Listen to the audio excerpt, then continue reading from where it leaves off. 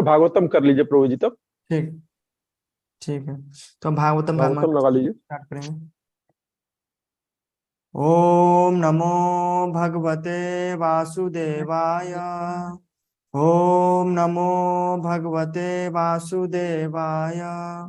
ओम नमो भगवते वासुदेवाय। नारायणं नमस्कृत्य नरं चैव नरोत्तमं देवीं सरस्वतीं व्यासं ततो जयमुदीरयेत्। नष्टप्रायेषु अभद्रेषु नित्यं भागवत सेवया भगवती उत्तम श्लोके भक्तिर्भवति नष्टकी। मूकं करोति वाचालं पंगुं लंघायते गिरिं यत्कृपातमहं वन्दे परमानन्दमाधवम्। कृष्णाय वासुदेवाय देवकी नंदनाय च नंद गोपकुमाराय गोविंदाय नमो नमः। तो हम भागवतम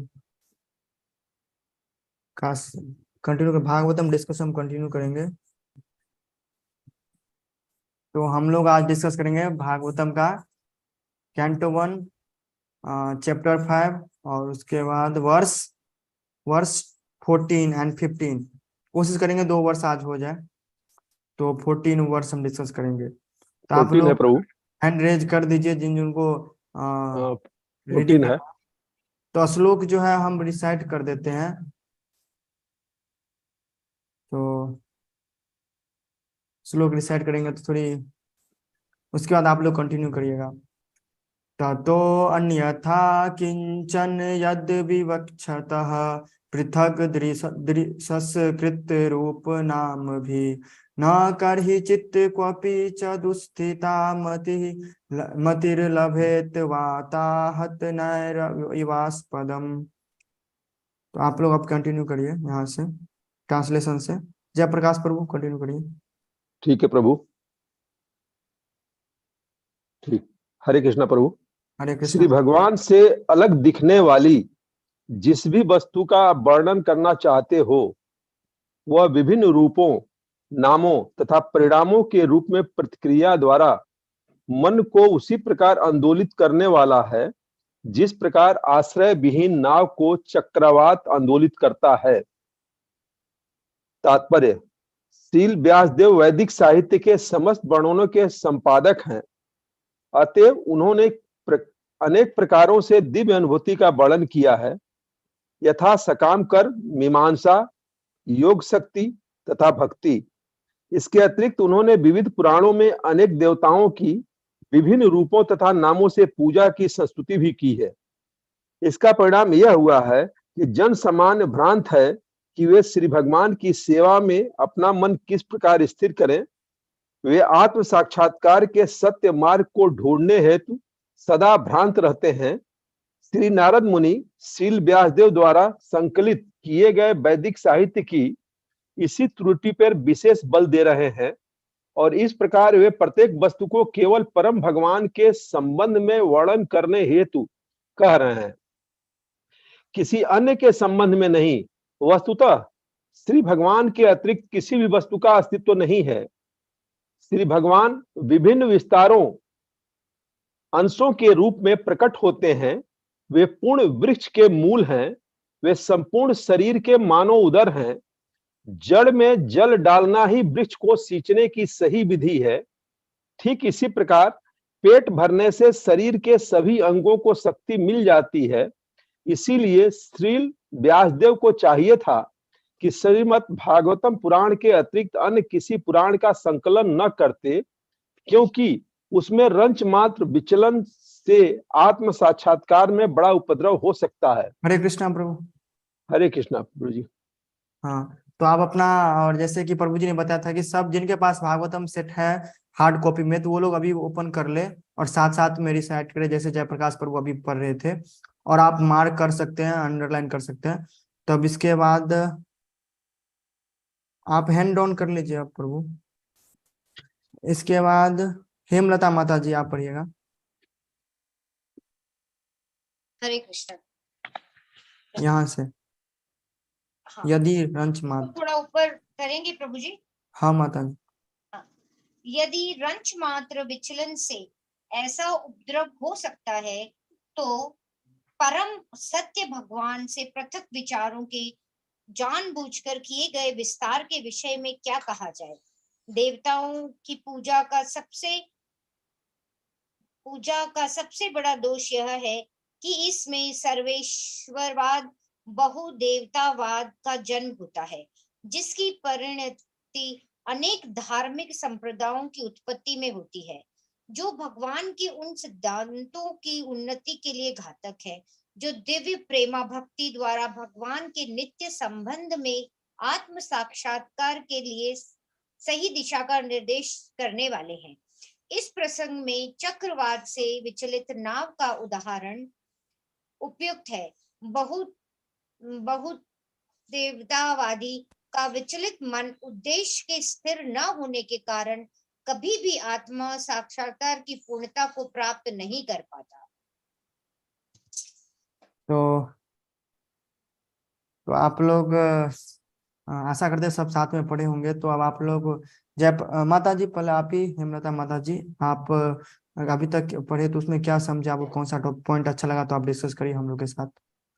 मुझे इसमें टॉपिक बिल्कुल सही लगा प्रभु जी, कि अगर हम इधर उधर देवताओं की सेवा करते हैं तो हमें जो मेन अपने मोक्ष प्राप्ति है या प्रभु की सेवा है, हम वहां तक नहीं पहुंच पाते, हम इधर उधर ही घूमते रहते हैं।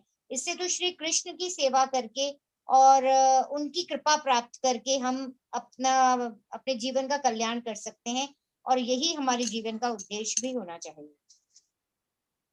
बहुत बहुत, बहुत अच्छा माता जी। हरे कृष्ण। तो अब जयप्रकाश प्रभु, आप कुछ साझा करना चाहेंगे? हरे कृष्णा प्रभु। हरे कृष्ण। इसमें इस अर्थ में ही बहुत स्पष्ट कर दिया भगवान ने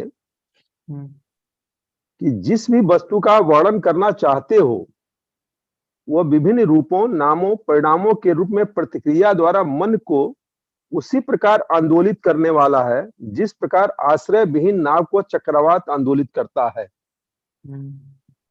जब तक कोई किसी एक पॉइंट पर प्रकाश न डाला जाए और उसके चारों ओर बताया जाए, तो हर आदमी उस पॉइंट को पकड़ नहीं पाता है। यहाँ स्पष्ट तौर पर जो मुझे लग रहा है कि नारद भगवान ने ये बताने की 100% कोशिश की है हम लोगों के लिए कि आप पर्टिकुलर जिसके बारे में बात कर रहे हैं उसके विस्तार के बारे में बताओ, कि वो क्यों आए हैं, क्या चाहते हैं, उनसे हम कैसे अटैच हो सकते हैं, और उससे हम अपनी मुक्ति का मार्ग, जो सबसे बड़ी चीज मैंने ये पढ़ा, सुबह ही देख रहा था कि सतयुग में हम लोग अपनी जरूरतों के लिए प्रयास नहीं करते थे, इच्छा करते थे, और वो चीजें हमको मिल जाती थी। जो हम सत्य मार्ग से भटक गए हैं, जिसके वजह से हम तमाम चीजों में उलझ गए हैं, और जो सही मार्ग है वहां तक पहुंचने में बहुत लेट हो जा रहा है, और 99% तो पहुंच ही नहीं पा रहा है। रोटी कपड़ा मकान में ही अन्य जीव की तरह रह जा रहे हैं। वही चीज स्पष्ट कहा कि जिस भगवान को ही हमें नित्य जपना है, उनकी सेवा में ही लगे रहना है, उसी के तरफ हम जाने के लिए रास्ते को तलाशें। हरे कृष्णा प्रभु। हरे कृष्णा प्रभु। तो हरे और इसमें कुछ? कृष्णा प्रभु जी। हाँ, हरे हरे कृष्णा प्रभु जी। पंडित जी दंडवत प्रणाम। जो संजय इस प्रभु श्लोक का ट्रांसलेशन हिंदी में दिया गया है, उसको हम्म। पढ़ते ही ध्यान आता है। संजय प्रभु, आप म्यूट हो गए लगता है। हाँ, जय श्री कृष्णा। हाँ बोलिए। इस ट्रांसलेशन को पढ़ते ही श्रीमद् भगवद गीता का 2.67 वाला श्लोक याद आता है। अंतर सिर्फ इतना है, अंतर है में लिखते हैं कि भगवान से अलग दिखने वाली जिस भी वस्तु का आप वर्णन करना चाहते हैं, अब ये वर्णन तब होगा जब हमारी इंद्रियां कहीं और चली जाएंगी। जो 2.67 भगवद गीता में कहा गया है, विचरणशील इंद्रियों में से कोई एक जिस पर मन निरंतर लगा रहता है। आपका वॉइस कट कट के आ रही है प्रभु। हाँ, मैं ये कह रहा हूँ कि 2 पॉइंट्स जो है वो सेम है, बट आप कंक्लूड कर दीजिए एक लाइन में पूरा आपने जो आप साझा करना चाहते हैं, क्योंकि आवाज बहुत ब्रेक हो रही है आपकी।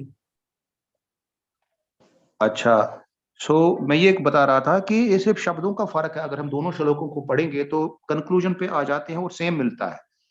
2.67 भगवद गीता कहती है कि अगर विचरणशील इंद्रियां किसी एक भी विचरणशील इंद्रिय पर मन सवार हो जाए तो वही हाल हो जाता है जो चक्रवात में अगर नाव फंसती है तो उसका जो हाल होता है वही होता है। एग्जैक्टली इस श्लोक में भी ऐसा ही बोला गया है, बट वर्ड्स डिफरेंट यूज किए गए हैं कि श्री भगवान से अलग दिखने वाली जिस भी वस्तु का आप वर्णन करना चाहते हैं तो उसका भी यही हाल होता है जो चक्रवात में एक नाव, जो आश्रय विहीन नाव है, उसका जो रिजल्ट होता है सेम टू सेम होता है। बस मैं इतना कंपैरिजन लाना चाहता हूँ कि भगवत गीता में भी ऐसा ही एक श्लोक है जैसा ये हम इस वक्त जो डिस्कशन में है। हरे कृष्णा। हरे कृष्णा। तो और कोई भक्त हरे या कृष्ण कुछ प्रभु जी। ऐड करना हरे चाहेंगे? कृष्णा। हम प्रभु। इसमें भगवान स्वयं बता रहे हैं, जैसे हम कोई वृक्ष का एक उदाहरण लिया है उन्होंने इसमें तात्पर्य में प्रभुपाद जी ने, कि वृक्ष को अगर हम उसके पत्तों को उसके फूल को सींचे कि भी इससे इसको शायद हो सकता है ये पौधा या वृक्ष ये उससे बड़ा हो जाएगा या उसको कोई फायदा होगा, तो उससे कुछ नहीं होने वाला। अगर हम कहीं अपना ध्यान कहीं और डाइवर्ट कर रहे हैं, हम अपने को किसी और चीज में लगा देते हैं, चाहे वो कोई सी भी जो भी ईश्वर से पृथक वस्तु है, तो उससे हम भटकेंगे, हम भी भटकेंगे और हमारा जितना भी प्रयास होगा वो सब व्यस्त जाएगा। इस तरह भगवान ने अपने यहाँ पर बताया है, उन्होंने प्रभुपाद जी ने, कि वो वृक्ष की मूल जो जो वास्तविक वृक्ष है उसके मूल प्रभु है, और उनको वही हमने उसी को सींच रहे हैं। उसी पे अपना जो ध्यान है या अपना जो खाद पानी डालेंगे उस वृक्ष पे डालेंगे, तो ताकि हम वो बढ़ सके और उसका हमें फायदा मिल सके।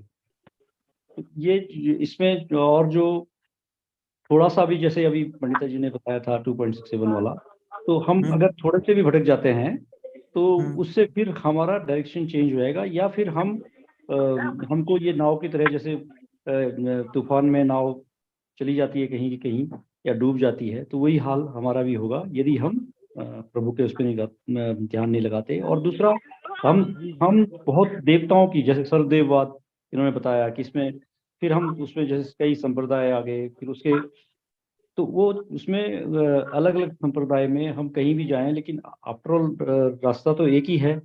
लेकिन उससे बेहतर है कि हम दिव्य प्रेमा भक्ति द्वारा जो है भगवान से अपना आत्म साक्षात्कार के लिए सही दिशा का निर्देश करने वाले हैं जो भगवान, उन्हीं से हम उन्हीं पे ध्यान लगाएं। हरे कृष्णा प्रभु जी। हरे कृष्णा प्रभु। हरे कृष्णा। हाँ माता जी, हरे कृष्णा बोलिए। हरे कृष्णा प्रभु जी। प्रभु जी, यहाँ पे बहु ईश्वर बताया गया है कि जैसे महर्षि वेदव्यास जी ने सभी पुराणों का वेदों का वर्णन किया, और उसमें अनेक पुराण है, उसमें देवी पुराण भी है, गणेश पुराण है, तो उसमें 3 गुणों की, प्रकृति के 3। हरे कृष्णा माता जी, आप फिर से आप अनम्यूट करके बोलिए, बहुत वॉइस आ रहा था, नॉइज आ रहा था, इसलिए सबको अनम्यूट कर दिया। अनम्यूट करके आप बोलिए। हाँ हरे कृष्णा।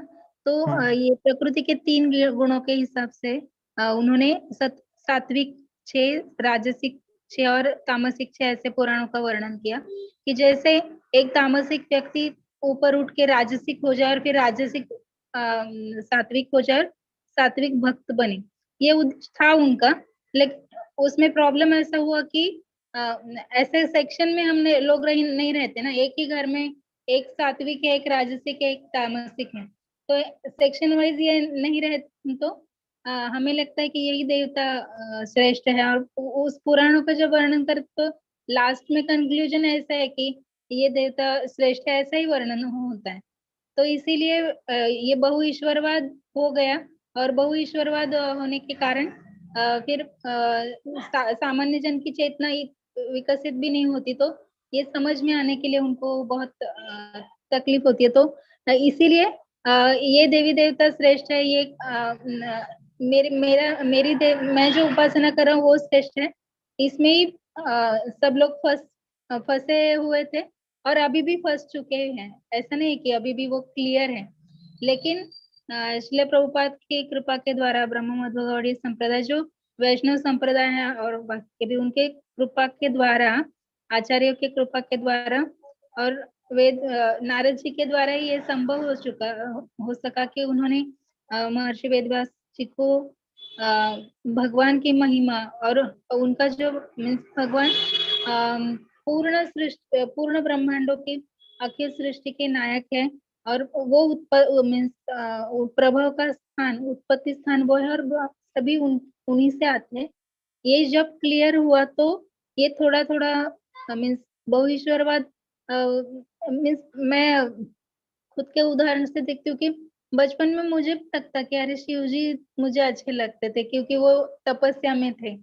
ऐसा होता है हमारे मीन्स नेचुरल सभी जीवों का ऐसा लगता है। तो ये आचार्यों की कृपा है कि इस ईश्वरवाद से उन्होंने बाहर निकाला और हमें भगवान कृष्ण का आश्रय दिया। हरे कृष्ण। हरे कृष्णा। तो आप सबका बहुत बहुत धन्यवाद, आपने बहुत अच्छा अच्छा पॉइंट्स शेयर किए। तो अभी हम कंक्लूड करेंगे सब चीज को। तो इस श्लोक से पहले हम कुछ बैकग्राउंड समझते हैं कि इसमें हो क्या रहा है। इसमें ये हो रहा है कि जब व्यास जी ने बहुत सारे यहाँ पे लिखा है साहित्यों को रचना कर ली, यहाँ पे श्रील व्यास देव वैदिक शास्त्रों समस्त वर्णों के संपादक करता। जब 18 पुराण 17 पुराण की रचना हो चुके थे, 4 वेद 6 दर्शन बहुत सारे शास्त्र थे, सबकी रचना हो चुके थे, बस भागवतम श्रीमद् भागवतम का रचना बाकी था। तो जब वो नारद जी आते हैं और व्यास जी वो उद्विग्न रहते, मतलब उदास रहते हैं, वो संतुष्ट सेटिस्फैक्शन नहीं रहता उनको। तो नारद जी उनको बहुत एक तरह से क्लियर वे में डांटते हैं। आप पढ़ोगे अगले श्लोक में तो निंदा करते हैं। अगला श्लोक जुगुप्सा से शुरू होता है, जुगुप से मिस होता है निंदा करना। तो वो इसलिए निंदा करते हैं कि उसमें वो बताते हैं व्यास जी देव को कि तुम भगवान के अतिरिक्त और किसी चीज के बारे में चर्चा करोगे तो वो क्या करेगा, भगवान से बहुत दूर लेके चले जाएगा। जैसे अगर भगवान के गुण रूप लीला के बारे में हम चर्चा करेंगे तो हमारा माइंड भगवान में ही एब्जॉर्ब रहेगा, लेकिन भगवान के अलावा किसी और चीज को सोचते हैं तो हमारा इच्छा होती है उसकी भोग करने की। जैसे अभी हम लोग सब क्लास में, आप लोग उस पार है, हम लोग इधर है, कैमरा किसका, अभी सब आदमी अभी गुलाब जामुन, अभी हमारे मन में क्या आया, शब्द आया पहले गुलाब जामुन, उसके बाद में क्या आया, उसका रूप आया गुलाब जामुन कैसा होता है, फिर क्या इच्छा आई कि हम गुलाब जामुन को खाएं या ऐसा कुछ और ले सकते हैं। तो हम क्या हुए, भगवान के अतिरिक्त और किसी भी चीज के बारे में डिस्कशन, किसी के रूप नाम के का चर्चा किए तो हमें उसे भोग करने की इच्छा हो जाती है। तो इससे क्या हो जाता है, हम माइंड को जो है फोकस नहीं कर पाते हैं और हम जब भी भगवान से दूर जाते हैं, जैसे व्यासदेव ने वो हम लोग के लिए मतलब वो गुणों के आधार पे ही, जैसे 3 गुण होता है, 3 गुणों के आधार पर पुराणों की रचना की। पर जो भौतिकता आदिवादी आदमी होता है वो हमेशा भोग, उसका स्वभाव रहता है भोग करना। तो वो ये नहीं सोचता है कि हम इसे भगवान से कैसे कनेक्टेड। वो भी थोड़ा भी जब भगवान से दूर जाता है, जैसे गुलाब जामुन या कुछ दूसरे चीज, जैसे अभी हम एग्जाम्पल के साथ देखें, गुलाब जामुन है तो दिमाग में गुलाब जामुन का शब्द वर्ड जानते ही सब जाते हैं, उसका एक इमेजिन आया। फिर गुलाब जामुन दिखेगा सामने तो क्या होगा, इच्छा, जिसको अच्छा लगा वो खाएगा, उसको इच्छा हुई खाएं। तो वैसे ही हम भौतिकवादी जो होते जितने भी मानव होते हैं उनका स्वभाव होता है भोग करना। तो जब व्यास जी भगवान से अलग कुछ अगर चर्चा कर रहे हैं तो उसको क्या होते हैं, वो उसका माइंड जो है भगवान से दूर चला जाता है और भोग करने की इच्छा हो जाती है, उसका माइंड फोकस नहीं होता है। तो बिल्कुल ऐसा होता है जब चक्रवात में, एक पूरे समुद्र में जब साइक्लोन आता है, चक्रवात आता है, तो एक आप लोग एक नाव जानते होंगे, पुराने जमाना में एक नाव होता था जिसको जहाज बोलते हैं, उसमें बड़े कपड़े लगे होते हैं, जिधर हवा आता है उस डायरेक्शन में वो जाता है। वो नाव खुद से नहीं जा सकता, उसमें जो नाविक होता है सेलर, वो अपने इच्छा से नहीं जा सकता, वो एयर पर डिपेंडेंट रहता है। उस जिधर से हवा आएगा, जिधर से वायु आएगी उधर से नौ जाएगा। तो वैसे ही हम लोग जब भगवान के बारे में थोड़ा सुनते रहते हैं, लेकिन थोड़ा भी भगवान से दूर जाते हैं, भगवान के अतिरिक्त थोड़ा, भगवान यहाँ पे व्यास जी को डांट रहे हैं, देखिए तुम भगवान के अतिरिक्त विभिन्न रूपों, नामों, परिणामों के रूप में कुछ भी वर्णन करना चाहते हो, तो उससे क्या होता है, वो यही बता रहे हैं। वो कैसा है, एग्जाम्पल देकर समझा रहे हैं कि वो उस नाव के समान है कि जिस नाव जो चक्रवात वायु में नाव जैसे मतलब डोलायमान हो जाता है, मतलब हवा जिस तरह से हवा आया उस तरह से चले जाता है। तो वैसे जब हम भगवान के बारे में थोड़ा भी भगवान से दूर जाते हैं तो हम भौतिकवादी, हम 3 गुणों से बंधे हुए हैं, तो हमें हमारे माइंड में क्या होता है, दूसरे चीजों को भोग करने की इच्छा होने लगती है और हम वहां से दूर जाने लगते हैं और हम फोकस नहीं रह पाते हैं। जैसे वो जो जहाज होता है उसमें जिधर हवा आता है उस डायरेक्शन वो नाव जहाज जाने लगता है, वैसे ही हमारा माइंड में जो विचार आता है उस विचार को हम फॉलो करना शुरू करते हैं और चीजों को भोग लेने की इच्छा रखना शुरू कर देते हैं। इसीलिए व्यास जी को नारद जी यहाँ पे बता रहे हैं कि तुम्हें मतलब भगवान के अतिरिक्त नहीं लिखना है, कुछ भगवान के बारे में ही लिखना है। लेकिन व्यास जी का ये गंतव्य नहीं था, व्यास जी अपने गुणों के हिसाब से वो लिख रहे थे, पर तब पर भी हम लोग क्या है, भौतिक मतलब मोस्ट फॉलन कंडीशन सोल है, हम लोग बद्ध आत्मा है। तो हम लोग हर चीज को, हर अपनी स्वामित्व, हर चीज को भोगने की इच्छा, कुछ भी चीज में अच्छा व्यास जी अच्छे हम लोग के अच्छे के लिए लिखे, लेकिन हमारी प्रवृत्ति क्या है, भोग करने की। तो हम जब भी भगवान से के अलावा कुछ चीज सुनेंगे तो हमें भोग करने की इच्छा हो जाएगी। तो ऐसा ही बहुत सारे पुराण है। जैसे आप लोग को एक डॉट हुआ था मीमांसक, यहाँ पे भी मीमांसक है।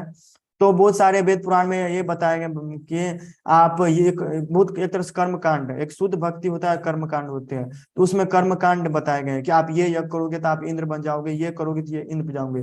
जैसे आप एक नॉर्मल आदमी है, उसको पता चला कि 100 अश्वमेध यज्ञ करने से इंद्र बन जाओगे, ठीक, ये सब पुराने में डिस्कस हमारे। तो अब एक आदमी है, वो क्या उसके दिमाग में क्या आ गया, भोग करने की इच्छा कि मुझे भी इंद्र बनना है। तो अब क्या दिमाग में आएगा कि मुझे भी 100 यज्ञ करना है। तो क्या हुआ, वो कृष्ण भगवान से भक्ति से दूर चला गया। तो वो मतलब भगवान के बारे में, अब भगवान के बारे में वो सोच रहा है, वो सोच रहा है यज्ञ कैसे करा, हम इंद्र कैसे बने। तो वो उस भोग को प्राप्त करना चाहता है। तो इसीलिए व्यास जी को नारद जी बोले तुम्हें, आपको भगवान के अतिरिक्त किसी भी के बारे में आपको चर्चा नहीं करना है।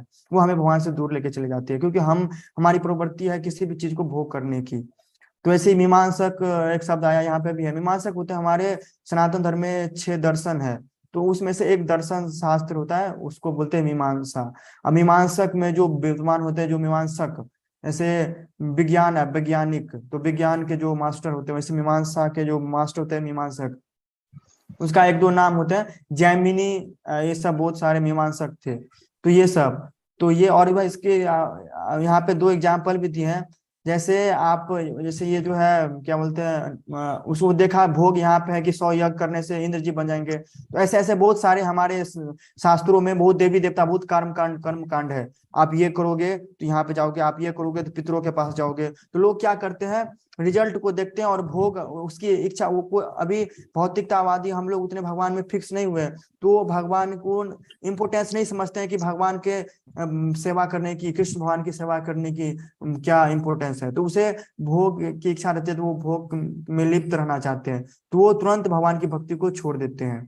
तो ऐसे ही है कि हम जितने भी देवी देवता को पूजा कर ले, भक्ति कर ले, पर जो बोलते हैं ना, जैसे वो ऐसे उसको कंपेयर ऐसा किया जाए कि एक वृक्ष है, पीपल का पेड़ है। अब ये हमें है कि पीपल के पेड़ में पानी देना है, तो हम ये तो एक केस है कि हम एक सुई लेके आ जाए, सिरिंज जैसे सुई लगाते हैं, और हर एक पेड़ के पत्ते में जाके सुई लेके पानी डालना शुरू कर दे। तो ये तो पॉसिबल नहीं है, कितने पत्ते हैं आप दे भी नहीं पाएंगे, आपका इतना समय चला जाएगा, और अगर दे भी दिए तो कोई फायदा नहीं है। और वही एक दूसरा केस है कि आप पूरे पीपल के पेड़ के जड़ में जो है पानी दो, तो उससे क्या होगा, पूरे पीपल के पेड़ के अंग अंग में पानी चले जाएगा। तो ऐसे ही अगर हम कृष्ण भगवान की भक्ति करेंगे तो सारे देवी देवता, हमारे पितृ सब खुश हो जाएंगे। और दूसरे एग्जाम्पल समझाए गए हैं कि जैसे हमारा पूरा शरीर है, तो हम हाथ को एक सैंडविच या बर्गर लेके आएंगे, हाथ में चिपका देंगे, हाथ खा लेगा, इससे नहीं होगा। अपने सर में लगा लेंगे, खाना को चिपका देंगे, तो इससे नहीं होगा।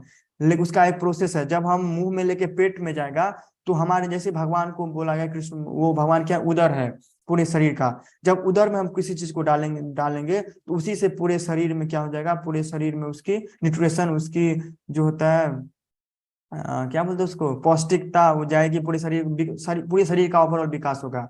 वैसे यहाँ पे एक तरह से नारद जी व्यास जी को एक तरह से डांट नहीं रहे, मतलब एक तरह से बोल रहे हैं कि आपको भगवान के अतिरिक्त कुछ नहीं और करने की जरूरत नहीं थी। इससे क्या होता है, बहुत सारे लोग क्या होता है वो भगवान को छोड़ के वो देवी देवता, अभी हमारा अभी तक ये परंपरा चल रहा है। अभी 7 सप्ताह होता है, मंगलवार का व्रत करेंगे, सोमवार का व्रत करेंगे, शुक्रवार का व्रत करेंगे, बृहस्पतिवार का व्रत करेंगे, और ऐसे 7 बार का व्रत करेंगे। और कभी कोई पुराण में हमारे मतलब ये भागवतम पुराण जो है उसमें तो कहीं वर्णन नहीं है, ये दूसरे दूसरे पुराण में है, पर यही हुआ ना यहाँ पे कृष्ण से दूर होते जा रहे हैं ना सब। तो क्यों क्यों कर रहे हैं? मंगलवार का क्या उसका एक लोभ है कि सोमवार का व्रत करेंगे तो ये होगा, तो चलो हम सोमवार का व्रत करना शुरू किए, मंगलवार का व्रत करेंगे तो ये होगा, हम ये करना शुरू करते। तो हम कृष्ण से दूर जा रहे हैं, हम शुद्ध भक्ति को प्रैक्टिस नहीं कर पा रहे हैं।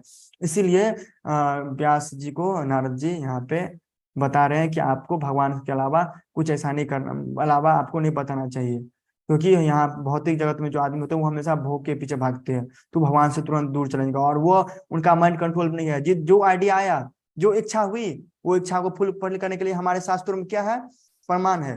जैसे उसको पता भी नहीं, आजकल क्या है पता नहीं है, तो चले जाते हैं कहीं कहीं कहीं किसी सो कॉल्ड साधु के पास, हमें ये चाहिए, वो अपना इच्छा व्यक्त करते हैं, वो बता देते हैं ये कर्म कांड का आपको इतना ये करना पड़ेगा, ये करना पड़ेगा, उससे ये होगा। तो अब उनको कृष्ण कौन है, कृष्ण मान के बारे में जानकारी कोई इच्छा नहीं, बस उनकी इच्छा हुई कि हमें पुत्र चाहिए, हमें पुत्र नहीं हो रहा।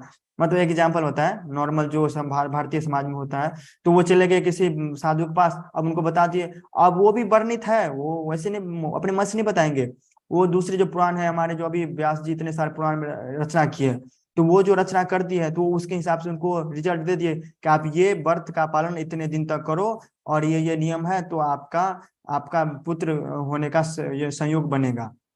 तो अब वो क्या हुआ, उसका डिमांड माइंड में मतलब इच्छा हुई, और मतलब पुत्र की, और वो फॉलो करना शुरू कर दिया। अब वो भगवान के बारे में, भगवान से एकदम पूरी दूर तरह से वो दूर चला गया। तो इसीलिए यहाँ पे मतलब नारद जी व्यास जी को बता रहे हैं कि आपको भगवान के अलावा किसी और चीज पर फोकस करने की नहीं जरूरत है, क्योंकि जो मानव समाज है उसको भोग करने की इच्छा रहती है उसको हमेशा, तो वो हमेशा क्या करता है, अपने भोग को तृप्ति करने के लिए भगवान को छोड़ देगा। और यहाँ पे कुछ हम इससे और शिक्षा ले सकते हैं कि जैसे आज मतलब इस वर्ष से कि 2-3-4 शिक्षा है कि हम मन का संयम तभी तो हो सकता है जब हम अपने वाणी पर संयम करेंगे, हम प्रजल्पा नहीं करें, हम कुछ भी बोलते हैं तो उससे हमारी चेतना, जो भी सुनते हैं कहीं से गलत चीज सुनते हैं भगवान की, अगर कोई कुछ बोल भी रहा है लेकिन भगवान से रिलेटेड नहीं है तो हमें नहीं सुनना है उससे। हमें पता है कि भौतिक संसार रिलेटेड है, तो हम उतने प्योर नहीं हुए हैं, वो हम पर इफेक्ट करेगा ही, तो इसीलिए हमें उससे भी नहीं सुनना है, क्योंकि जो सामने वाले की जो बोलते हैं उससे हमारी चेतना पे प्रभाव पड़ता है। भगवान के अलावा बहुत सारे यहाँ पे वर्णन किए हैं, तो हमें भगवान को अगर हम संतुष्ट नहीं करेंगे तो हम कुछ भी कर ले, कोई भी कर्म कांड कर ले, तो हम कुछ सेटिस्फैक्शन नहीं महसूस करेंगे, और ये कंटिन्यू होता रहेगा। और एक इम्पोर्टेंट है कि भगवान की भक्ति करने से हमें जन्म मृत्यु के चक्कर से छूट जाते हैं, भगवान के पास चले जाते हैं, वो फिर दोबारा नहीं आ पाते। और भौतिक जगत में जितने भी देवी देवताएं होती हैं उनकी भक्ति करने से हमें क्या होगा, इस जीवन में तो सुख मिल जाएंगे, जन्म मृत्यु जरा व्याधि से थोड़ा राहत मिल जाएगा, बच तो नहीं सकता है पर थोड़ा राहत मिल सकता है, पर इस पृथ्वी पर फिर आना पड़ेगा। लेकिन भगवान क्या बोलते हैं, जो मेरे भक्त हैं वो मेरे पास जाते हैं, वो फिर कभी वापस नहीं आते। तो यह है कि भगवान के कृष्ण मान की भक्ति करोगे तो आपको मुक्ति मिलेगी, और जितने भी दूसरे डेमीगॉड्स मतलब देवी देवताओं की भक्ति करोगे तो इस जीवन में हो सकता है आपको थोड़ा खुशी मिल जाए, संतुष्टि तो नहीं मिलेगी, खुशी मिल जाए, थोड़ा ऐसा आराम मिल जाए, पर आपको फिर से पृथ्वी पर आना पड़ेगा। तो ये था आज इस वर्ष का मीनिंग।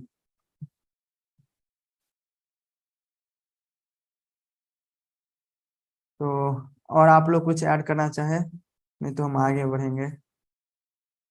आप लोग को समझ में आया या कोई किसी का डाउट तो हैंड रेज कर सकते हैं। हरे कृष्णा प्रभु जी।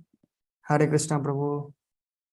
अभी आपने बताया कि यज्ञों द्वारा वो संख्या में 1000 या 100 जो भी आपने बताई हैं, यज्ञों के द्वारा इंद्र पद पाया जा सकता है, यानी इंद्र के सिंहासन लिया जा सकता है। यस, बेशक लिया जा सकता है। तो उसके अतिरिक्त तप के द्वारा भी इंद्रासन लिया जा सकता है, यानी वो पदवी पाई जा सकती है। इसका उदाहरण है वशिष्ठ जी। वशिष्ठ ने बहुत बड़ा यज्ञ तप किया उन्होंने। वशिष्ठ नहीं थे, विश्वामित्र जी। विश्वामित्र 60,000 वर्ष। सॉरी, हाँ विश्वामित्र 60,000 वर्ष विश्वामित्र ने, और बाद में जब उनका सिंहासन हिलने लगा, कहने का मतलब उनकी गद्दी जाने का चांस आ गया, तो मेनका को भेजा और मेनका के द्वारा भेज के उनका जो है तप भंग किया गया।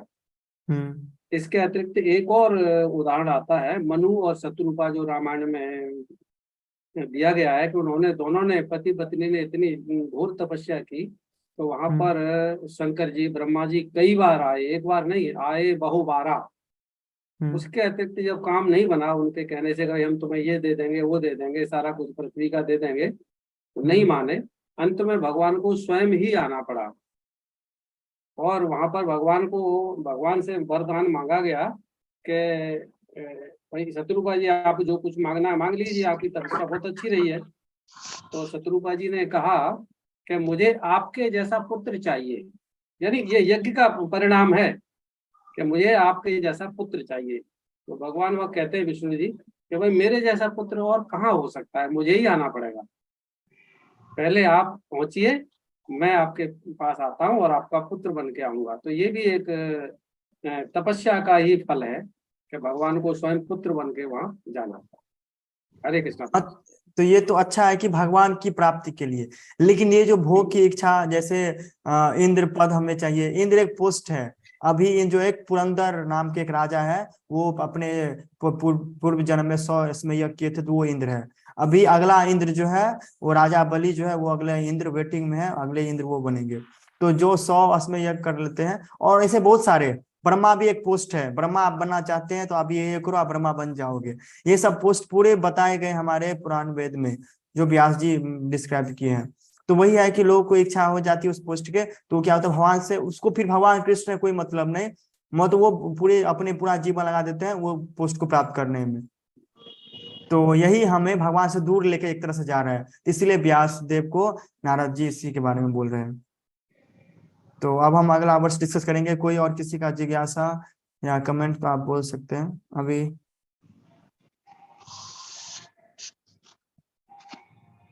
ठीक है, तो हम अब अगला वर्ष डिस्कस करेंगे। अगला वर्ष में थोड़ा नारद जी गुस्सा आएंगे, तो हम अगला वर्ष डिस्कस करते हैं। आप स्क्रीन दिख रहा है आपको?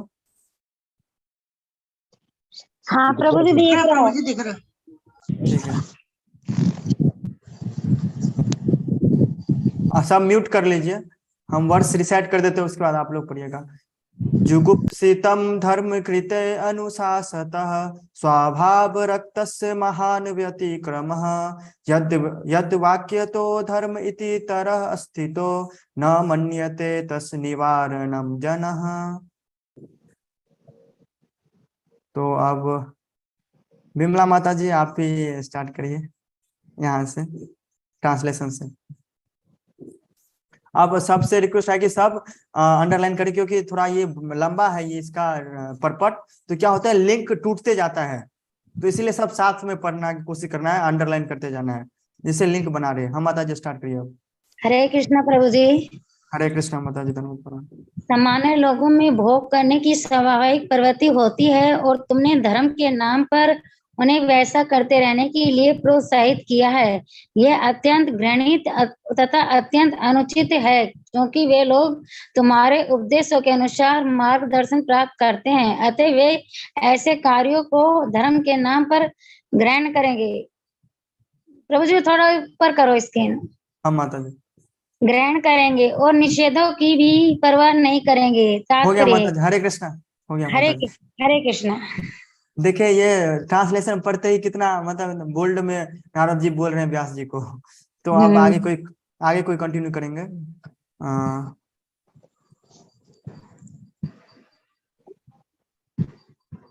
कुसुम कन्या माता जी आप पढ़िए।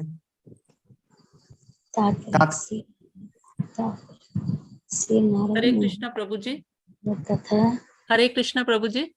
हरे कृष्णा। श्रील नारद ने यहाँ पर महाभारत तथा अन्य साहित्य में उद्धृत सकाम कर्मों के नियमित अनुष्ठानों के आधार पर श्रील वेद व्यास द्वारा संकलित विभिन्न वैदिक ग्रंथों की भर्त्सना की है। मानव प्राणियों में जन्म जन्मांतर से दीर्घकालीन भौतिक संगति के कारण भौतिक शक्ति द्वारा शक्ति पर प्रभुता प्राप्त करने की स्वाभाविक प्रवृत्ति होती है। उन्हें मानव जीवन के उत्तरदायित्व का कोई बोध नहीं होता। ये मानव जीवन मोह माया पदार्थ के चंगुल से छूटने का अवसर होता है। वेद भागवतम धाम वापस जाने के निमित्त है। 84 लाख योनियों के आवागमन चक्कर में घूमते रहना दंडित वध जीवों के लिए बंदी जीवन के समान है। मनुष्य योनि इस बंदी जीवन से बाहर निकलने का सुअवसर होता है। अतएव मनुष्य को एकमात्र कर्तव्य ये है कि वह भगवान के साथ अपने भूले हुए संबंध को पुनः स्थापित करें। ऐसी परिस्थितियों में धार्मिक कृत्यों की आड़ में इंद्रिय भोग की योजना बनाने को प्रोत्साहन नहीं दिया जाना चाहिए। हरे कृष्णा माता जी। हरे कृष्ण। हरे कृष्ण। शक्ति के तो ऐसे अब ज्ञानेंद्र माता जी आप पढ़ेंगे। हरे कृष्णा। ज्ञानेंद्र चौरसिया माता जी, अब ये नाम हमें दिख रहा है, इसके पीछे कौन है वो नहीं पता, उसके लिए माफ करिएगा। हाँ, हरे कृष्णा प्रभु जी। हाँ, यहाँ से मानव शक्ति से यहाँ से पढ़ते हैं प्रभु जी। मनुष्य योनि इस बंदी जीवन में नहीं माता जी, आप दिन हम अंडरलाइन करें वहां से मानव शक्ति के मानव शक्ति के ऐसे विक्षेप, या दूसरे पेज से आप स्टार्ट करिए, यहाँ से विक्षेप से पथभ्रष्ट सभ्यता का जन्म होता है। श्रील व्यासदेव जी महाभारत इत्यादि के वैदिक व्याख्यान के प्रमाण स्वरूप हैं। अतः उनके द्वारा किसी भी रूप में इंद्रिय भोग को प्रोत्साहन देना आध्यात्मिक विकास में भारी अवरोध है, क्योंकि लोग उन भौतिक कार्यों को त्यागना नहीं चाहेंगे जो उन्हें भवबंधन में जकड़े हुए हैं। मानव सभ्यता की किसी विशेष अवस्था में जब धर्म के नाम पर ऐसे भौतिक कार्यों का, यथा यज्ञ के नाम पर पशु बलि का बोलबाला हुआ, तो स्वयं भगवान बुद्ध के रूप में अवतरित हुए और धर्म के नाम पर पशु वध बंद करने के उद्देश्य से वेद प्रमाण निंदा की, थोड़ा सा ऊपर कर दें प्रभु जी, निंदा की और निंदा की नारद को इसका पूर्वाभ्यास हो गया था, अतः उन्होंने ऐसे साहित्य की निंदा की। आज जो मांसभक्षी लोग धर्म के नाम पर किसी देवता या देवी के समक्ष पशु बलि चढ़ाते हैं, वे किन्हीं वैदिक ग्रंथों में ऐसे नियमित यज्ञों की संस्तुति की जाती है। उन्हें मांसाहार से विरत होने का उद्देश्य से ही इस प्रकार की संस्तुति हिल जाता है तो अलग हो जाता है, इस प्रकार की संस्तुति की जाती है। लेकिन धीरे धीरे ऐसे धार्मिक कृत्यों का उद्देश्य भुला दिए जाते हैं और कसाई घर प्रधान बन जाते हैं। इसका कारण यह है कि ऐसे मूर्ख भौतिकवादी व्यक्ति उन लोगों की बातें नहीं सुनना चाहते जो वैदिक अनुष्ठानों की व्याख्या करने में समर्थ हैं। हरे कृष्ण माता जी। हाँ, हरे कृष्ण। कालीचरण प्रभु, आप यहाँ से वेदों में स्पष्ट कहा गया है, वेदों में स्पष्ट कहा गया है कि जीवन की सफलता न तो किसी बृहद ग्रंथ की लिखने, न धन संचय करने और न ही संतति बढ़ाने में है। इसे अनासक्ति द्वारा ही प्राप्त किया जाता है। लेकिन भौतिकतावादी व्यक्ति ऐसे आदेशों को अनसुना करते हैं। उनके अनुसार तथाकथित संन्यास आश्रम उन व्यक्तियों के लिए है जो किसी शारीरिक दोष के कारण जीविका कमाने में अक्षम है, या उन व्यक्तियों के लिए है जिन्हें पारिवारिक संपन्नता नहीं मिल पाई। हरे कृष्णा प्रभु। हरे कृष्णा प्रभु। और मंजू गुप्ता माता जी, उसके बाद आप कंटिन्यू करिए निसंदेह से। हरे कृष्ण प्रभु जी। हरे कृष्ण। निसंदेह महाभारत जैसे ऐतिहासिक ग्रंथों में आध्यात्मिक विषयों के साथ साथ लौकिक विषयों की भी चर्चा है। महाभारत में ही श्रीमद् भगवत गीता भी सन्निविष्ट है। महाभारत की संपूर्ण विचारधारा की अंतिम परिणति श्रीमद् भागवत गीता के इस सर्वोत्तम उपदेश के रूप में होती है कि मनुष्य को समस्त काम त्याग कर भगवान श्री कृष्ण के चरण। देखा नीचे जो लिखा था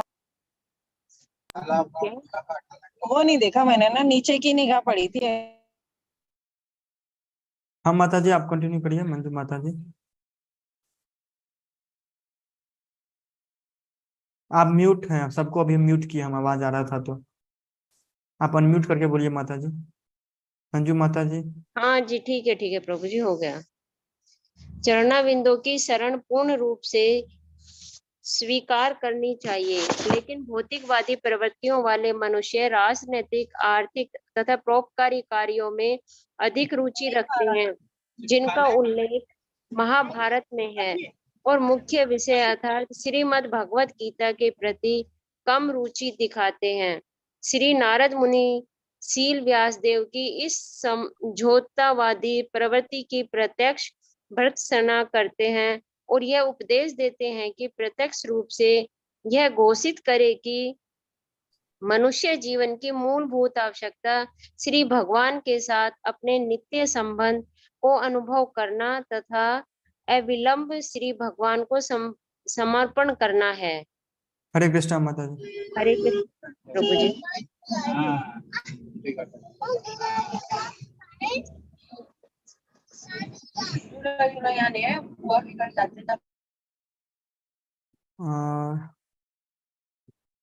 किरण तिवारी माता जी आप पढ़िएगा। हरे कृष्णा प्रभु। हरे कृष्णा माता जी। आप किसी विशेष रोग से पीड़ित मरीज प्राय उसके लिए वर्जित की गई वस्तुओं को खाने को ललचाता है, लेकिन दक्ष चिकित्सक कभी भी मरीज से समझौता करके उसे कुपथ्य खाने की अनुमति नहीं देता। भगवत गीता में यह भी कहा गया है कि सकाम कर्म में अनुरक्त व्यक्ति को उसकी वृत्ति से परांगमुख नहीं करना चाहिए, क्योंकि उसे धीरे धीरे आत्म साक्षात्कार के पद तक ऊपर उठाया जा सकता है। कभी कभी यह उन लोगों पर लागू होता है जो बिना किसी आध्यात्मिक अनुभूति के कोरे थोड़ा ऊपर करेंगे प्रभु जी, अनुभूति के कोरे मीमांसक बने रहते हैं। आध्यात्मिक अनुभूति के कोरे मीमांसक बने रहते हैं, लेकिन जो भक्ति के पथ पर लगे हैं उन्हें ऐसे उपदेश की हमेशा आवश्यकता नहीं रहती। हरे कृष्णा प्रभु। हरे कृष्णा माता जी। तो जो पढ़े हैं वो तो उनको मौका मिल गया, अब जो नहीं पढ़े उनसे हम पूछेंगे। तो अनीता गोनेकर माता जी आप बताइए, आपने क्या यहाँ पे आप कुछ साझा करिए हम लोग के साथ अपनी अंडरस्टैंडिंग।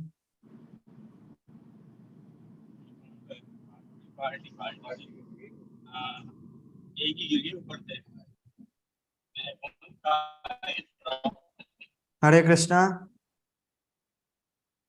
हरे कृष्णा प्रभु। हाँ माता जी बोले। सामान्य मनुष्यों में प्रभु जी पढ़ना नहीं है माता जी, थोड़ा आप जो आप कुछ शेयर करिए हम लोग के साथ। हाँ प्रभु जी, तो भी ठीक है कोई बात नहीं माता जी। ज्योति माता जी आप बोले। हरे कृष्णा।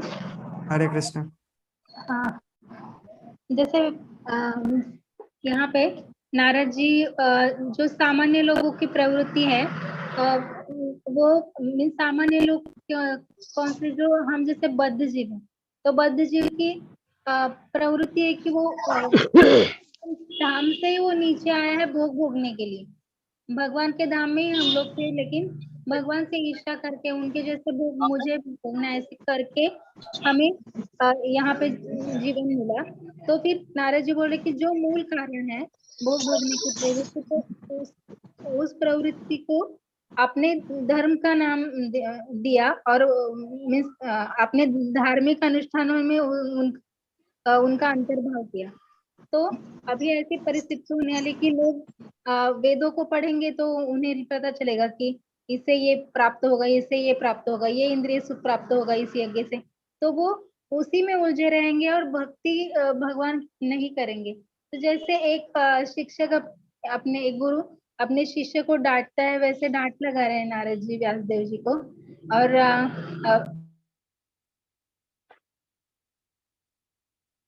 ज्योति माता जी।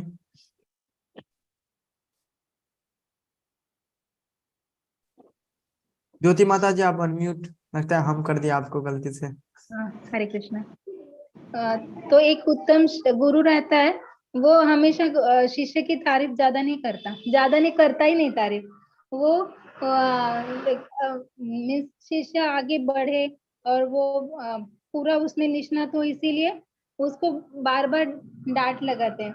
जैसे हमने एक बार राधेश्याम प्रभु जी का राधेश्याम प्रभु यहाँ पे, तो उनके प्रवचन में वो बोल रहे थे जब नए नए शिष्य आते हैं ब्रह्मचारी तो हम तो उनको थोड़ा कम डांटते, लेकिन जब वो जैसे बहुत अच्छा करने लगते तो हम और डांट लगाते क्योंकि वो और अच्छा करे। तो यहाँ पे नारद जी देखते हैं हम लोग कि नारद जी जैसे डांट लगा रहे हैं, तो ये आवश्यक भी है। और मुझे इसमें एक पॉइंट जो लास्ट के इसमें है ना प्रभु जी, वो ज्यादा टच हुआ कि वो बोलते हैं कि जैसे एक निष्णात वैद्य रहता है, वो जब किसी को समझो जॉन्डिस हो गया तो वो बोलेगा कि आप तली हुई चीजें नहीं खाना है और ज्यादा जो पचने में जड़ है वो नहीं खाना है, और वो उससे मीन्स हमेशा वो रुग्णों को बोलेगा कि आप ऐसे ही करो। वो कड़क स्वभाव का रहता है। लेकिन भगवान बोलते हैं यहाँ भगवत गीता में कि काम्य कर्म में जो आसक्त है ऐसे मनुष्य को हतोत्साहित नहीं करना चाहिए, क्योंकि वो धीरे धीरे आत्म साक्षात्कार की ओर उन्नत होने वाला होता है। लेकिन ये जो है ये काम्य कर्म करने वाले व्यक्तियों के लिए है। हरि बोल। हाँ, हरे कृष्णा माता जी। बीच बीच में प्रभु जी तो किसी का माइक अनम्यूट हो रहा है ना। हाँ, कुसुम का नाम माता। तो काम्य कर्म यानी जो भौतिकतावादी लोग हैं उनके बारे में कहा गया है, लेकिन भक्तों के लिए ये नहीं कहा गया है। भक्तों के लिए कहा गया है कि आप भगवान की शरण लो। तो हमने कल एक लेक्चर सुना था सुकुमार गौर प्रभु जी का, तो उन्होंने एक जीव का कैसे ये होता है ट्रांसफॉर्मेशन होता है, वो बताया कि जो बद्ध जीव होता है तो पहले वो दुर्गा माता के दुर्गा माता की शरण जाता है, और दुर्गा माता की शरण यानी गांव देवी रहती है ना, गांव में जो देवी रहती है उसकी, फिर उनकी कृपा मिलने से नहीं पहले एक वो निराकारवादी होता भगवान को मानते, दुर्गा देवी के प्रभाव में आता है, फिर सूर्य उपासना करने लगता है, गणेश जी की उपासना करता है, फिर उनकी कृपा के बाद शिव जी की उपासना करता है, और शिव जी को उपासना अच्छे से करने के बाद शिव जी उसके कान में राम नाम बोलते हैं मृत्यु के समय, तो वो अगले जन्म में वैष्णव बनता है और कृष्ण भक्ति करने लगता है। सोचिए आज हम कृष्ण का नाम जप करें, हरे कृष्ण महामंत्र का जप करें, हमें अनेक आचार्यों प्रभुपाद जी की शरण है, हम प्रभुपाद आश्रय लिए हुए हैं, अनेक आचार्य हमारे जीवन में है, यूट्यूब के माध्यम से हो कैसे भी हो, लेकिन अनेक भक्त हमारे जीवन में है। तो हमें इस पे विचार करना चाहिए कि हमें चाहिए, क्योंकि अनेक पुण्य के प्राप्त हुआ है। हरे कृष्ण। हरे कृष्णा। और कोई भक्त कुछ ऐड करना चाहेंगे? ज्योति माता जी तो लगभग करके सब कुछ कंक्लूड कर ही दी। हाँ बताइए। हरे कृष्णा प्रभु। हरे कृष्णा माता जी। इसमें एक जगह पे एक लाइन पढ़ने के क्रम में मैं देखी थी कि इंद्रिय भोग आध्यात्मिक विकास में अवरोध है, और ये बिल्कुल सही है। और नारद जी का भी एक प्रसंग प्रभु आया है कि वो भी एक बार आध्यात्मिक विकास से थोड़ा सा भटकाव उनमें आया था और उनके मन में शादी की इच्छा जगी थी, तो नारायण ने उन्हें बचा लिया अपनी कृपा करके, और उनका चेहरा बंदर का बना दिया था कि मेरा भक्त कहीं भटक ना जाए, तो आध्यात्मिक विकास से उन्हें बचा लिया था नारायण ने। तो ये भी एक आध्यात्मिक विकास से उनको बांध करके रखा भगवान ने। ये भी एक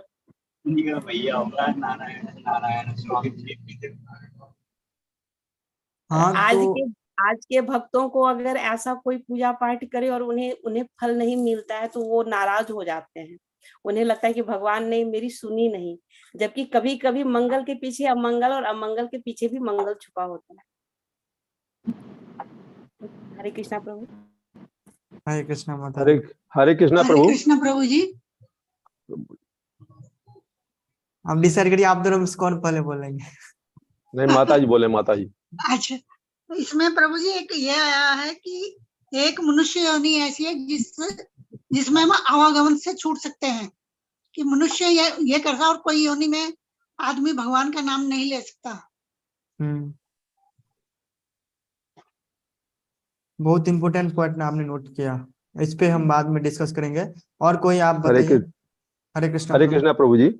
यहाँ शुरुआत में ही एक बात कही गई है, मानव प्राणियों में जन्म जन्मांतर से, शुरुआत के ही पैरा में है, दीर्घकालीन भौतिक संगत के कारण भौतिक शक्ति पर प्रभुता प्राप्त करने की स्वाभाविक प्रवृत्ति होती है और उन्हें मानव जीवन के उत्तरदायित्व का कोई बोध नहीं होता है। यह मानव जीवन मोहमय पदार्थ के चंगुल में छूटने का अवसर है। भगवान वेद भगवत धाम में वापस जाने के निमित्त है और हम 84 लाख योनियों से चक्र में घूमते रहना बद्ध जीवों के लिए बंदी जीवन के समान है। तो यहाँ पर शुरुआत में ही स्पष्ट कर दिए हैं नारद भगवान ने कि मानव जीवन अपने जन्म जन्मांतर के संगत के कारण यह भटकने के लिए बाध्य है और इसलिए उसे अपनी मोक्ष के लिए भगवान के दरबार जाने के लिए यह सुअवसर है कि वो 84 लाख योनियों से बाहर आ सकता है। अगर वो सही भक्तों का आश्रय ग्रहण करे, सही भक्तों के साथ अनुशासन का पालन करे तो वो पहुंच सकता है। इसी के बाद कहा, मानव शक्ति के ऐसे विक्षेप में पथभ्रष्ट सभ्यता का जन्म होता है। फिर इसी तरह एक लाइन आया सेकंड पेज के उस पर, इसका कारण यह है कि ऐसे अल्पज्ञ भौतिकवादी व्यक्ति उन लोगों की बातें नहीं सुनना चाहते जो वैदिक अनुष्ठानों की व्याख्या करने में समर्थ है अपनी आदतों के कारण। हरे कृष्णा प्रभु। हरे कृष्णा प्रभु। बहुत बहुत धन्यवाद आप सबका। आपने बहुत अच्छा पॉइंट ऐड और कमेंट के रूप में हम लोग के साझा किया। तो अब हम कुछ अपने। हरे कृष्णा माता जी बोलिए। हरे कृष्ण प्रभु जी। हालांकि सभी बातें कही जा चुकी हैं, पर उसको मैं थोड़ा अपने ढंग से इस तरह से करें कि जो हमें मनुष्य जीवन मिला है उसकी सफलता इसमें नहीं है कि हम खूब कमाएं या धन संचय करें या संतति बढ़ाएं। जो है कि हम भोग प्रवृत्ति में लग जाते हैं, अधिकतर हमारी अनासक्ति वृत्ति आ ही नहीं पाती है और इसमें हम जन्मों जन्म बर्बाद कर देते हैं। और इतने वैदिक ग्रंथ हैं, हमारे ऐतिहासिक ग्रंथ आध्यात्मिक विषयों पर इतनी चर्चा करते हैं, इतनी दृष्टि डालते हैं, और भगवत गीता है, महाभारत है, सब यही कह रहे हैं, लेकिन हम फिर भी अपने संसारिक और भौतिक प्रवृत्ति में बद्ध जीव टाइप के जीवन जीते रहते। तो हमारे जीवन का लक्ष्य यही है कि हमको श्री कृष्ण के चरणों में प्रेम शरण मतलब प्रेम करना चाहिए, उनकी शरण में न जाना चाहिए और उनको अपने आप एक बार हम पूरी तरह लगा दें। एक बार लगा के तो देखे, कहते हैं ना जो कि आप दिल से जो करना चाहते हैं एक बार करके तो देखो तो आप सब कुछ पा सकते हो। और हम सोचते हैं कि नहीं नहीं उसको करने में भगवान पता नहीं सुनेंगे कि नहीं सुनेंगे, या मेरी इच्छा ये पूरी नहीं हुई तो हम दूसरा रास्ता अपना लेते हैं। तो ये चीज ना हो, हम पूरे दिल से एक बार करें तो अविलंब भगवान की शरण में जाना है, नित्य संबंध अनुभव करना है। तो हमें अपने आप भगवान का, कहते हैं धर्मो धर्म रक्षति रक्षिता, तो हम अपने आप उनकी शरण में जाएंगे तो वो अपने आप हमारी भी रक्षा करेंगे और हमारे अपने शरण में रख देने के बाद भक्ति प्रदान करेंगे। हरे कृष्णा। हम संसारिक चीजों में ना लगे, भगवान की शरण में जाएं, मेन उद्देश्य उनका यही है। हरे कृष्णा। हरे कृष्णा माता जी। तो अब हम आप ही लोग से जो सुने अभी उसी को थोड़ा कंक्लूड करना चाहेंगे। तो अब यहाँ पे नारद जी व्यास जी को यहाँ पे इतनी एक तरह से एक गुरु भी है तो शिष्य को वो उनका एक तरह से फ्रीडम है, उनके पास अधिकार है वो डांटना। और एक तरह से इसे देखते जब महाराज जी इतना उनको डांटे तब हमको ये अमूल्य रत्न जो होता है श्रीमद् भागवतम, जिसको अमृत से भी तुलना नहीं कर सकते, वास्तव अमृत ये है। एक बार इंद्र सब आते हैं अमृत के बदले में भागवतम को लेने के लिए, पर उनको भगा दिया जाता है। आपने पहले सुना इससे पहले, तो ये इतना अच्छा ग्रंथ मिला। तो वो एक गुरु का जो होता है कर्तव्य होता है कि कैसे हम अपने शिष्यों को उसको निखारे, उसको अच्छा से अच्छा मतलब करने की कोशिश करे, उसकी जो जो जिस फील्ड में वो है। यहाँ पे ये है, ये दूसरा पर्सपेक्टिव है। पर यहाँ पे हमने देखा कि नारद जी इस पर इतना जोर क्यों दे रहे हैं। हमें इससे पहले ये समझना पड़ेगा कि ये मनुष्य जीवन कितना मुश्किल है। जब हम इसको समझेंगे तो थोड़ा हम उसको अच्छा एक्सप्लेन कर पाएंगे। 84 लाख योनियां होती है। 84 लाख योनि को आप ऐसे समझिए एक सीक्वेंस में, एक सबसे लोएस्ट ग्रेड है 1 और सबसे टॉप मोस्ट है 84 लाख। इसको मतलब ऐसे समझिए। तो जैसे मान लीजिए अभी हम मनुष्य जीवन में हमें मिला है, और अभी हम इस जन्म में अगर हम कृष्ण भगवान से दूर चले जाते हैं और ये देवी देवता के चक्कर में रह जाते हैं। नारद जी इसलिए इस बात पर यहाँ फोकस कर रहे हैं कि इतने 84 लाख योनि के चक्कर के बाद एक आदमी को मनुष्य जीवन मिलता है, और उस मनुष्य जीवन में अगर कोई भगवान की अच्छी से भक्ति न करे तो फिर से उसको इस 84 लाख योनि में आना पड़ेगा। और इसका ये जो आने का कारण तुम्हारा शास्त्र, तुम्हारा पुराणों में ये वर्णित जो तुमने कर्मकांड के रूप में बताया गया, ये हो सकता है। क्योंकि लोगों को क्या है, अपनी भौतिक इच्छा फुलफिल करनी रहती है, और इस मनुष्य जीवन में अगर भौतिक इच्छा फुलफिल करने लगे तो उसको ये 84 लाख योनि फिर से पूरे करने होंगे। और ये कितना मुश्किल है, कितना ये थोड़ा एक तरह से डराने, हमारा पर्सपेक्टिव आपको डराने का नहीं है, पर ये कितना मुश्किल, कितना बड़ा लाइफ स्पैन है हम देख सकते हैं। ये समझिए एक आदमी कोई 5th स्टेज पर, 84 लाख कैटेगरी है 1 से 84 लाख, उसमें से 5th पोजीशन एक समझिए चींटी का है। तो अगर एक जीव आत्मा जो चींटी के लाइफ में है, तो चींटी का लेट्स सपोज कर लीजिए, चींटी का जो लाइफ स्पेन होता है वो 1 महीने का होता है मान लीजिए। तो चींटी जो 1 महीने का होता है, तो उसको 1 महीने का लाइफ स्पेन पूरा करना पड़ेगा। फिर चींटी जो 5th स्टेज पे था, 5th पोजीशन पे, तब चींटी के बाद क्या होगा, 6th नंबर आएगा। 6th पे मान लीजिए मच्छर है एक, या मधुमक्खी ले लीजिए। मधुमक्खी मान लीजिए 3 महीने का उसका लाइफ स्पेन होता है, उसको पूरे 3 महीना मधुमक्खी के योनि में रहना पड़ेगा।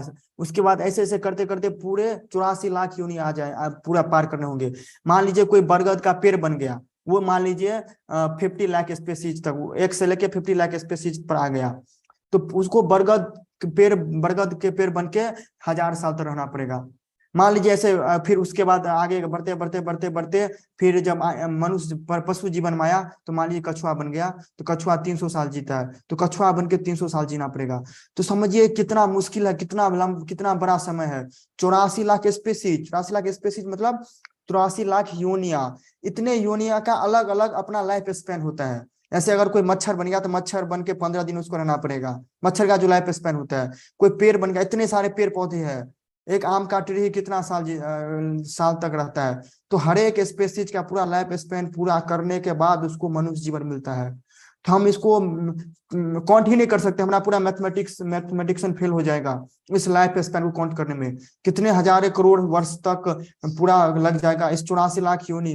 84 लाख यूनि कितना बड़ा है, और उस हर एक यूनि का अपना लाइफ स्पैन जब ऐड कर देंगे तो उसको हम काउंट भी नहीं कर सकते, सोच भी नहीं सकते कितना बड़ा लाइफ स्पैन हो गया।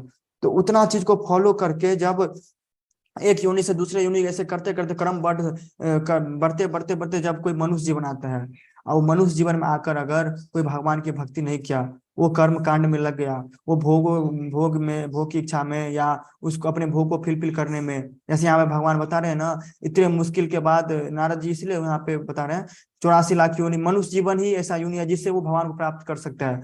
मनुष्य जीवन ही एक ऐसा शुभ अवसर यहाँ पे बताया गया है जिससे हम भगवान को अटेंड कर सकते हैं। उसके बाद भगवान पर जाने के बाद फिर हम इस पृथ्वी पर नहीं आएंगे, फिर से जरा मृत्यु जरा मतलब पुनरपि जन्म पुनरपि मरणम, इसमें नहीं आएंगे। तो यही यहाँ पे ये इम्पोर्टेंस हमें समझना पड़ेगा। जब हम इस इम्पोर्टेंस को समझ जाएंगे तो हमें खुद एक तरह से अंदर से बूस्ट आएगा, मोटिवेशन आएगा कि वास्तव में ये जीवन कितना इम्पोर्टेंट है। आप मान लीजिए 2 केस है, आपको एक केस मिल गया कि आप 60 साल तक आपको पूरा जिंदगी एंजॉय करना है। दूसरा केस क्या है, अगर आप 60 साल तक पूरा जीवन एंजॉय करोगे अपने ढंग से, तो उसका दूसरा केस क्या है, आपको उसके बदले में पूरे 84 लाख यूनि का कितना लाइफ स्पेन हो गया, उस पूरे यूनि में जाना पड़ेगा। तो कौन ऐसा मूर्ख रहेगा जो 60 साल मतलब एंजॉय के लिए पूरे इतने 84 लाख यूनि में जाना चाहेगा, वो बेवकूफ ही रहेगा। लेकिन हम लोग वही कर रहे हैं। हम लोग अभी देख रहे हैं कि ये मनुष्य जीवन मिला है 100 साल का रहता है, लेकिन ये कलयुग में वो भी खत्म हो रहा है। 60 साल भी अब मुश्किल से कोई 80 साल, वो डिपेंड करता है कैसा किसका प्रारब्ध रहा है। तो वो इस जीवन को हम समझते हैं कि 60 साल है, अच्छा से एंजॉय कर लेते हैं। लेकिन ये ना हम सोच रहे हैं ये 60 साल ही हमारा डिसाइड करेगा कि हम मेरा 84 लाख योनि में फिर से हम आएंगे कि नहीं। और हम 60 साल अच्छा से एंजॉय कर लिए, मतलब भौतिक आसक्ति से मतलब दूर नहीं हुए, भगवान से दूर रह गए, तो हम क्या करेंगे 84 लाख योनि में फिर चले गए। लेकिन यहाँ पे कितना आसान एक तरह से चीज हमें मिला है भगवान की भक्ति, कि सिर्फ हम 60 साल भी नहीं, 10 साल 20 साल, मतलब अभी जब से हम जाग गए तब से ही भगवान की भक्ति अच्छा से करना शुरू कर दिए, तो हम 84 लाख योनि में कितने मतलब लाइफ स्पेन को हम से बच जाएंगे, फिर भगवान के पास चले जाएंगे।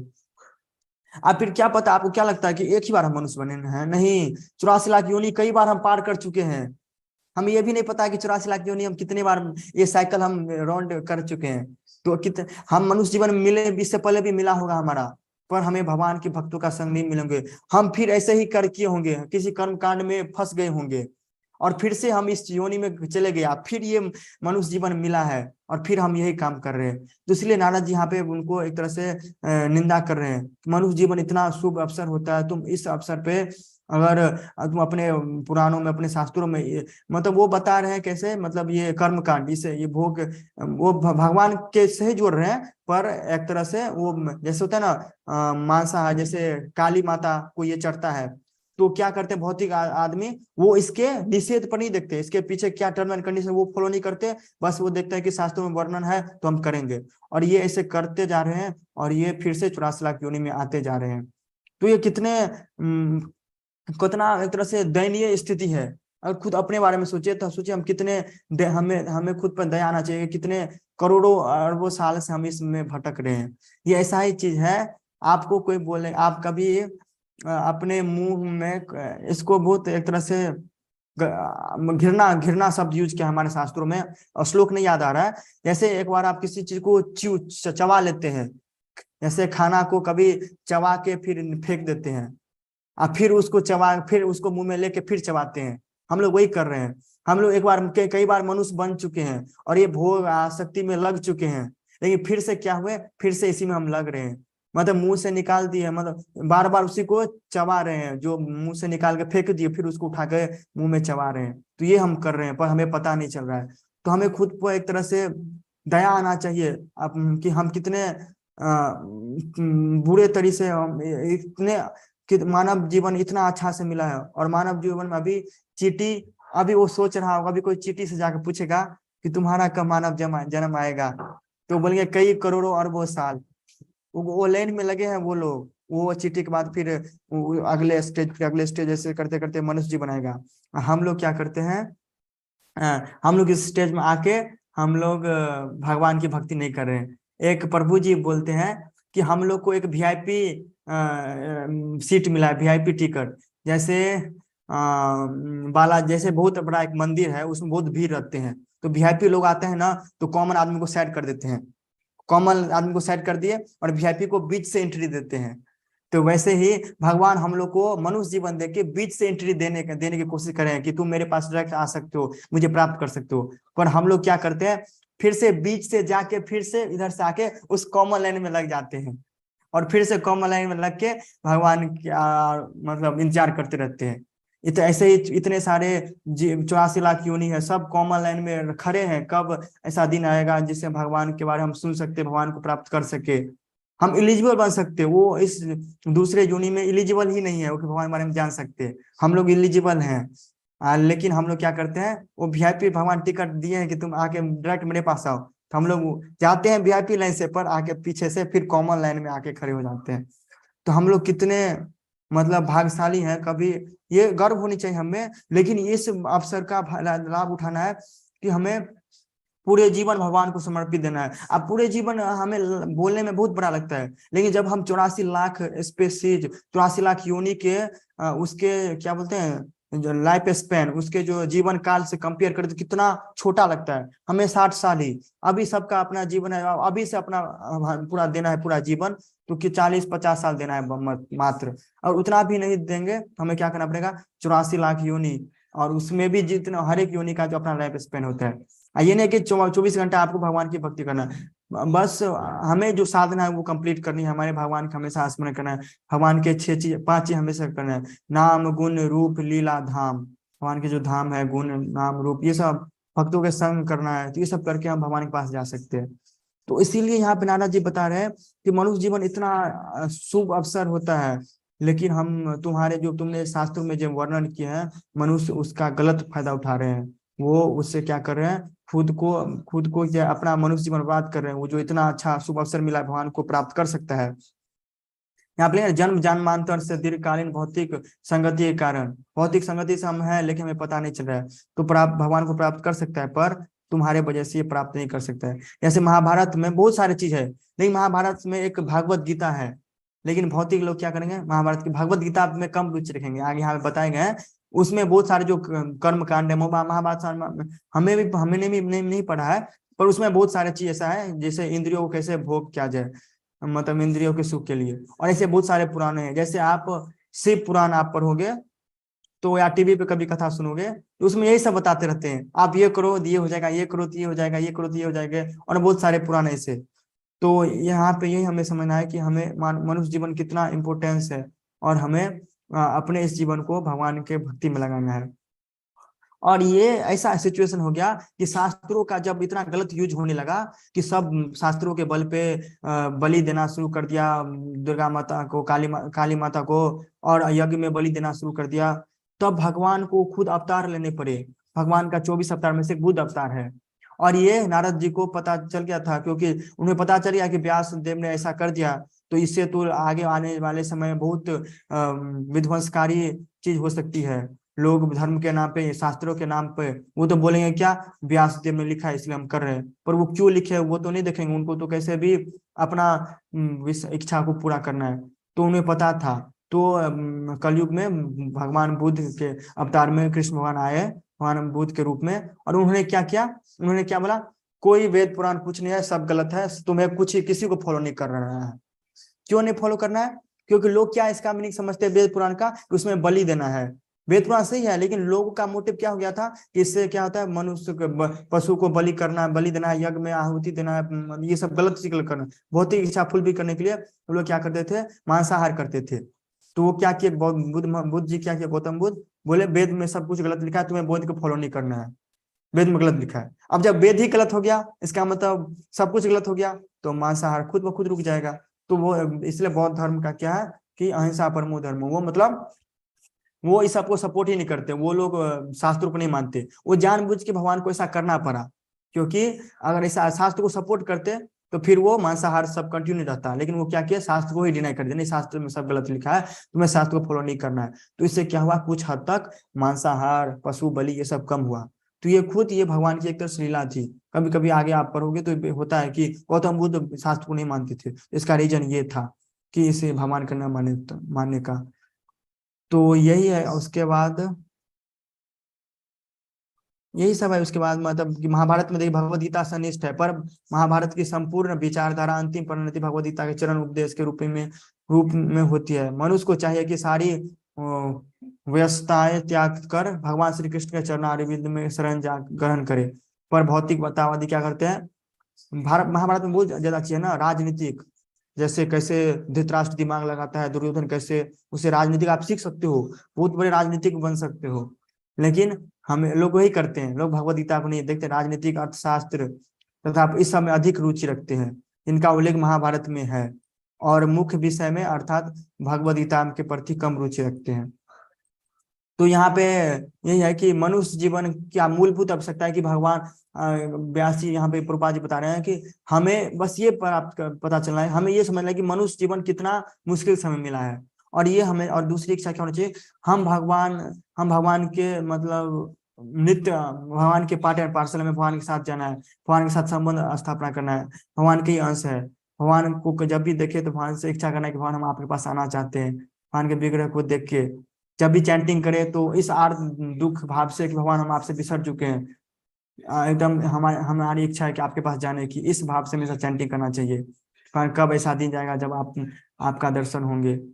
तो ये हमें भगवान के साथ जो हमें ये समझना पड़ेगा मनुष्य जीवन की हमारा जितने भी शास्त्र है ना, उसका एक अगर लाइन बोले कंक्लूजन क्या है, जितने भी शास्त्र है पूरे वेद वेदांत सबका एक लाइन में अगर बोले तो सबका एक उद्देश्य यही है कि एक जीव आत्मा है, उसका परमात्मा के साथ क्या संबंध है, उस संबंध को रिवाइव करना, उस संबंध को पहचानना।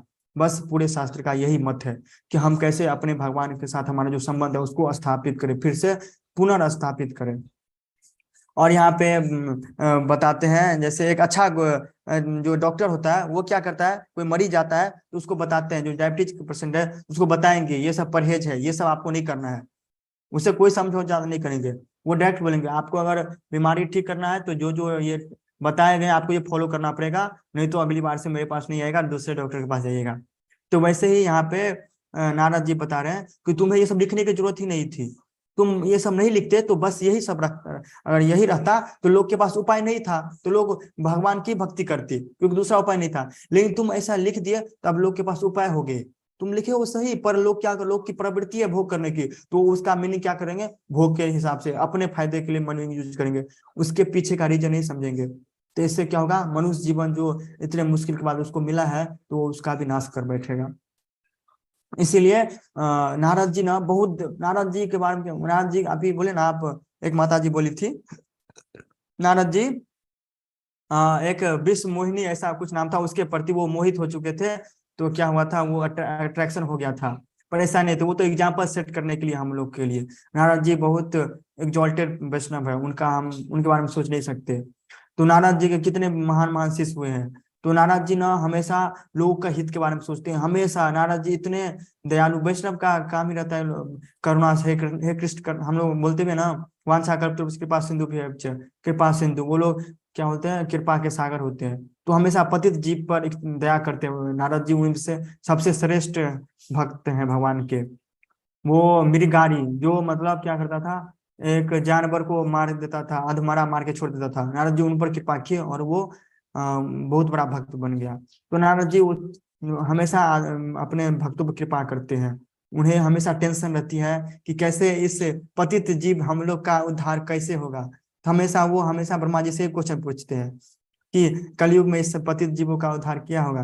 तो ब्रह्मा जी बोलते हैं हरे कृष्णा कृष्णा कृष्णा हरे हरे, हरे राम राम राम हरे हरे, ये मंत्र सबका उद्धार करेगा। मतलब कहने का सेंस ये है कि नारद जी हमेशा हम लोग के बारे में सोचते रहते हैं। तो इसलिए नारद जी को थोड़ा बुरा लग रहा है कि तुमने जो ये वेदों में, इस शास्त्रों में ये सब लिख दिए, तो जो मानव होंगे वो इसका गलत फायदा करेंगे। इसीलिए नारद जी इनके बार बार निंदित कर रहे हैं, इनको समझाने, इसको एक तरह से डांट रहे हैं। तो यही था ये पूरा वर्ष, कुछ लंबा चला गया, बहुत सारे भक्तों समय अभाव होने के कारण लीव कर गए। ठीक है, कोई बात नहीं। अब आप लोग को कोई डॉट समस्या, तो काफी समय तो काफी हो चुकी है, 8:22 हो चुका है। तो जिनको कोई समय डॉट है तो आप रुक सकते हैं, नहीं तो हम आप लोग बोले समय एंड करेंगे हम लोग यहीं पे। किसी को कोई डॉट या कोई ऐड करना चाहे, हमसे कुछ गलती हुई तो।